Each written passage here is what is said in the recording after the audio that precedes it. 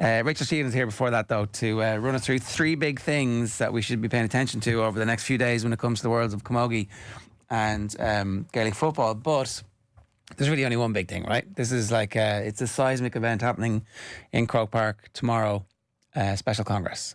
Yeah, finally, special congress tomorrow, 7:30 in Croke Park. So the 150 delegates will be voting one motion, whether to give the players a choice to wear skirts or shorts. The only stipulation is that the skirts and shorts have to be the same design and of a similar colour. So we've heard from Dublin Camogie already that they're voting yes. Why didn't they bother making a stipulation? Why didn't they just we're going to leave ourselves plenty of wiggle room here for whatever we want in the future? But it's like, no, all right, go on, sorry. I think we're lucky enough to just be getting the Congress at this stage. Take what you're given. Yeah. Outside the question in real quickly, has anybody come out and said it should be skirts only? I haven't heard that. Or has anybody been brave enough to say that? No one said that, no. So they brought that up last year at Congress. They had two votes. Right, yeah. One was for skirts only, and that was defeated. 64%, but the other option was to give players the choice. That was only defeated by 5%. So it's giving those traditionalists just a little bit of hope to cling on to when you're giving people the option. Now, we need a 2/3 majority for this. Need a 2/3 majority, yeah. There was a county board meeting in Cork last night, and there was a unanimous yes vote.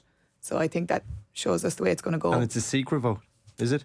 No, it's a delegate. There'd be about 150 delegates representing so you counties. have to put your name to this. Well, so at the GAA Congress, there's electronic voting, and sometimes they've tested the electronic voting, and they'll be like, oh, everybody press yes, and it's like 92%. So there's always the randomers who are like, I'm not doing what I'm told, I'm going to press no. So we shall see. I don't know if they're using the electronic voting system tomorrow or if it'll be a show of hands. I reckon it'll be a show of hands. It should be like you walk into this pen and you stand there and you face the consequences of your action if you're voting no. Do we know any other counties yet? No other counties. I mean, Cork voted no in the last year's Congress, so that's them being a unanimous yes, and they hold a lot of weight because they have those extra votes because there's so many clubs in Cork. So we'd heard Dublin had done a survey, they issued a survey, and massive number of the players have been asked for their view, and they'd all come back and said, give us choice. Not all, but nearly. Did something similar happen in Cork this time? Because controversially, one of the delegates offhand was like, oh, sure, yes, one of the 12-year-olds, and she's happy with scores, so I voted accordingly.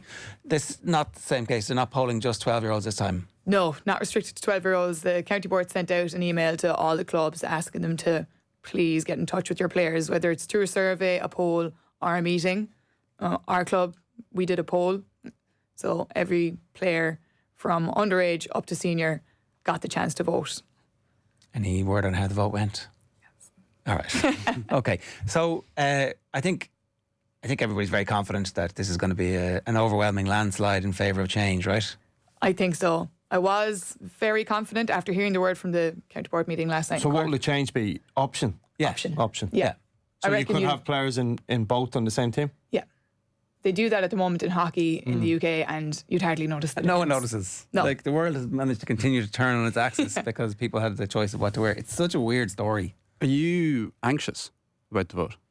I was. When I heard the news from Cork last night that they were voting a unanimous yes, that kind of put me at ease a small bit, because they would have been one of the more traditionalist counties. They voted no last year, and they hold that extra weight with the votes, so that put me a lot more at ease last night, because I think you can get caught up in hearing everyone's opinions that skirts should be done away with, but when you actually have the people making those decisions, we've no control over them. It's funny, I want to crack some joke or something, but it feels a bit more serious than that, even though it's just nonsense. Yeah, and I'm sick of hearing my own voice talking about it at this stage, Get on with it.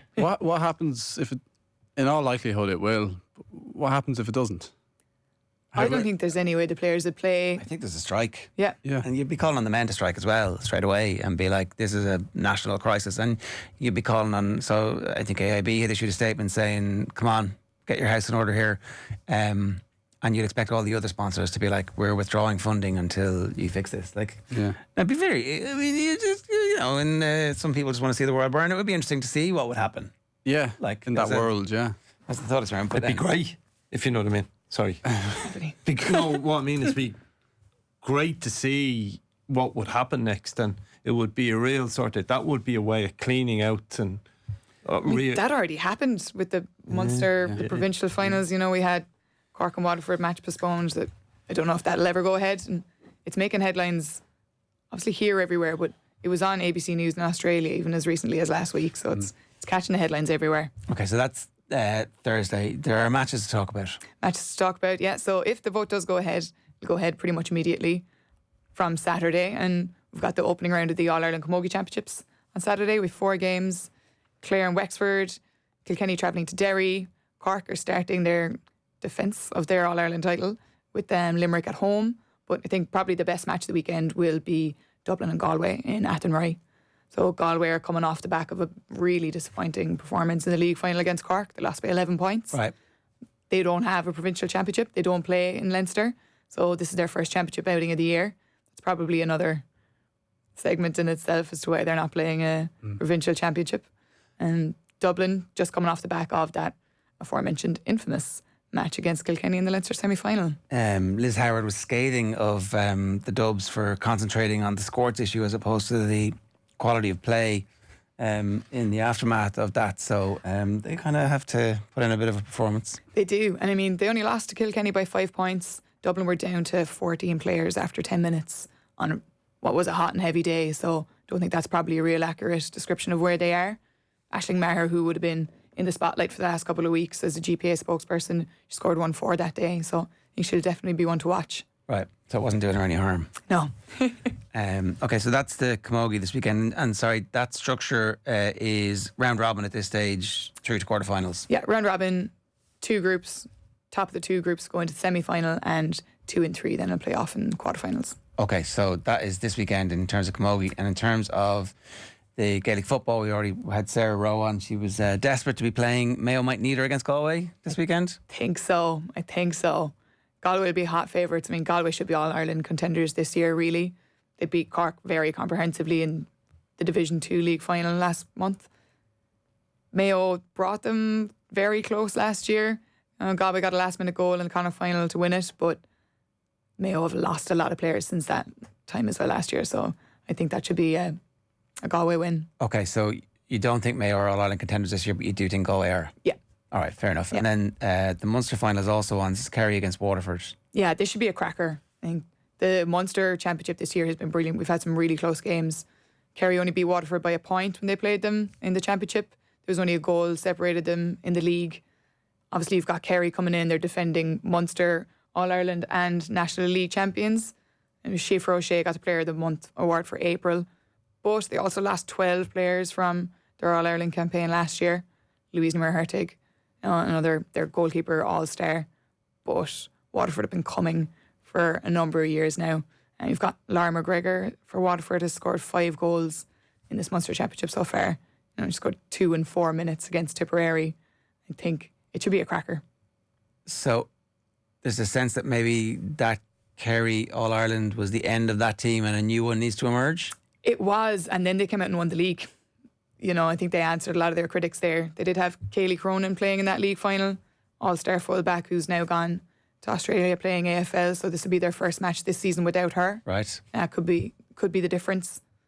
Okay, so both those games are live on Sport TGR YouTube at the weekend. Yep. Pick winners for us? You obviously already picked Galway. My heart's going to say Waterford. All right, They're going to do it. That would be quite the upset. Yeah, they've just signed a new 3-year sponsorship agreement with the Waterford Farmers Council, and I think they will have, aside from footballing ability, the nicest kit on display this year. Got an image of it here.